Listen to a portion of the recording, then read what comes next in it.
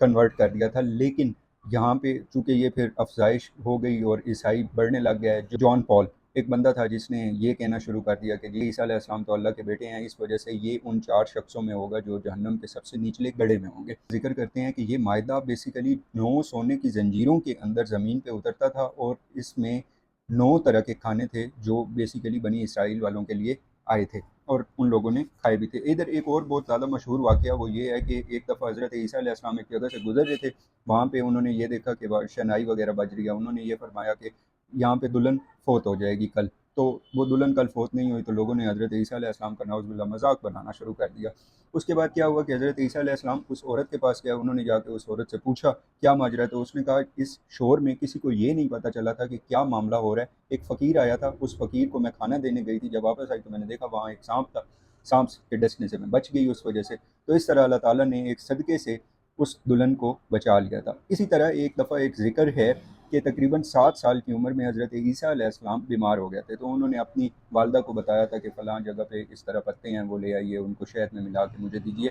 تو اس کا مطلب یہ ہے کہ ایک تو یہ بھی شو کرنے کے لیے کہ کل کو حضرت عیسیٰ علیہ السلام کو کوئی بھی اللہ کا بیٹا نہ کہے کہ بیٹا ہے تو بیمار نہیں ہوا، بیمار بھی ہوئے حضرت عیسیٰ علیہ السلام۔ اور امام رضا علیہ السلام سے ہے روایت کہ مومن ہی وہ شخص ہے جو بیمار ہوتا ہے، بلکہ حضرت عیسیٰ علیہ السلام کے وقت میں ایک مومن تھے جن کا نام تھا حبیب نجات۔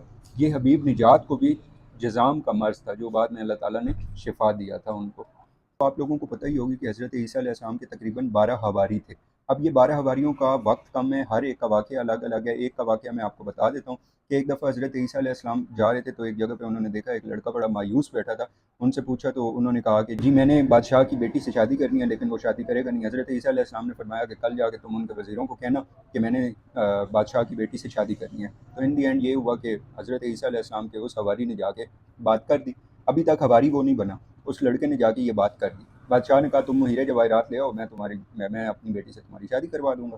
حضرت عیسیٰ علیہ السلام کے پاس واپس وہ لڑکا آیا، حضرت عیسیٰ علیہ السلام نے فرمایا فلاں جگہ پہ ہیرے جواہرات پڑے ہیں، جا کے لے آؤ، اور وہ جا کے اس نے اس بادشاہ کو دے دیے۔ پھر ایک دفعہ ہوا، پھر دوسری دفعہ پھر بادشاہ نے کہا مجھے ہیرے جواہرات چاہیے، پھر وہی ہوا، حضرت عیسیٰ علیہ السلام نے فرمایا فلاں جگہ پڑے ہیں، جا کے اٹھا کے بادشاہ کو دے دو۔ بادشاہ کو دے دیے تو بادشاہ حیران ہو گیا کہ بھائی یہ تم کیسے کر رہے ہو؟ تو اس نے یہ کہا کہ میرے لیے حضرت عیسیٰ علیہ السلام معجزہ دکھا رہے ہیں۔ تو پھر بادشاہ نے اپنی بیٹی سے اس کی شادی بھی کر دی، اور اس کی اور کوئی اولاد تھی نہیں، اس لیے وہی لڑکا بعد میں بادشاہ بن گیا۔ اس لڑکے نے حضرت عیسیٰ علیہ السلام کو بلا کے پوچھا کہ یہ آپ اپنے لیے کیوں نہیں یہ کرتے، آپ خود اتنی تنگ دستی والی اور سخت زندگی کیوں بسر کر رہے ہیں؟ تو حضرت عیسیٰ علیہ السلام نے فرمایا ہم اللہ کی راہ کے لیے آئے ہیں، آپ کی ہدایت کے لیے آئے ہیں۔ تو اس لیے اس نے پھر وہ سب کچھ چھوڑا اور حضرت عیسیٰ علیہ السلام کا حواری بن گیا۔